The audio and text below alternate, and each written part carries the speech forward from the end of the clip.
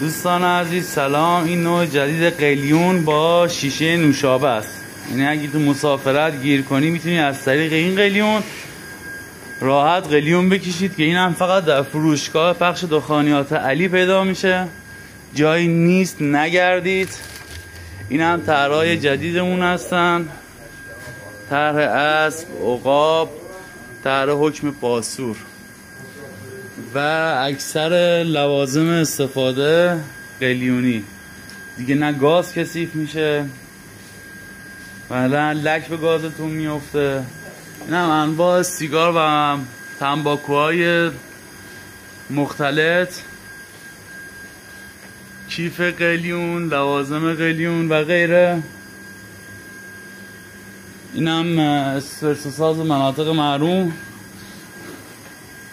دوستان انواع ماگ و پاد و غیره. برای خریدن سیگار عمده حتما به فروشگاه ما در اهواز، کوی ملت، خیابان دانیال، خیابان مریم، پخش دخانیات علی. سیگار به نرخ دولتی، ساعت 8 تا 12، 5 تا 12 شب. میتونید تشریف بیارید اینجا، ما خوشحال میشیم. خلاصه بگم که هر چی که دلتون بخواد اینجا پیدا میشه دیگه. هر چی که دلتون میخواد. سرکی های سیلیکونی که اصلا داخل اهواز یا داخل ایران خیلی کم هست ازشون. هر چیزی که شما فکرشو بکنید. اینا هم زغال دستی هم. ببین اینا داخل ایران اصلا کلا نیست. الان تنها کسی که داخل ایران داره اینا رو میفروشه ماییم. سازندش هم خودمونیم. اکثر وسیله ها رو خودمون میسازیم. چوبای قلیون و چوبای گردو که خودمون با دست خودمون طراحی میکنیم و میسازیم.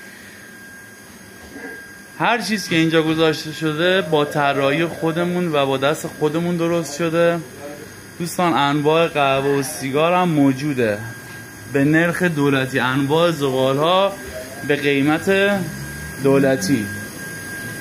این هم زغال حبه‌ای. خوشحال میشم به ما سر بزنید.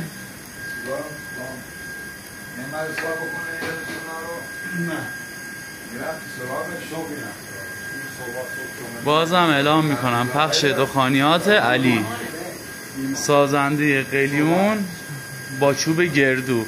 دوستان تمام چوبایی که میبینید گردو و روشون طراحی صورت، چهره، حیوانات عجیب غریب مثل ارسلان